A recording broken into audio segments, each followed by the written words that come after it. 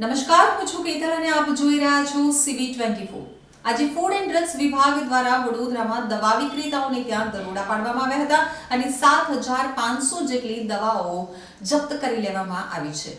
વડોદરામાં food and drugs વિભાગ દ્વારા દરોડા પાડી અને બનાવટી દવાઓને લઈ સઘન ચેકિંગ હાથ ધરવામાં આવ્યું હતું, જેમાં વડોદરાના હરણી, રાવપુરા અને વાઘોડિયા વિસ્તારમાં દરોડા પાડવામાં આવ્યા હતા।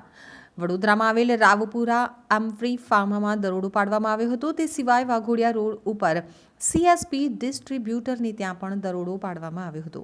વધુમાં વડોદરામાં હરણી રોડ ઉપર નેટ્રોન ફાર્મમાં ફૂડ એન્ડ ડ્રગ્સ વિભાગે દરોડા પાડ્યા હતા।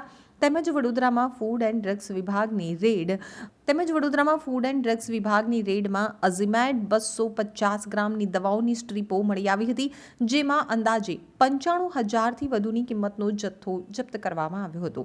વડોદરામાં 3 દવા વિક્રેતાઓને ત્યાં ફૂડ એન્ડ ડ્રગ્સ વિભાગ દ્વારા દરોડાની કામગીરી દરમિયાન 7500થી વધુ દવાનો જથ્થો જપ્ત કરવામાં આવ્યો હતો, જેમાં અમદાવાદની કેર ફાર્મા નામની કંપનીએ દવાઓ બનાવી હતી તે તપાસમાં જણાવ્યું હતું।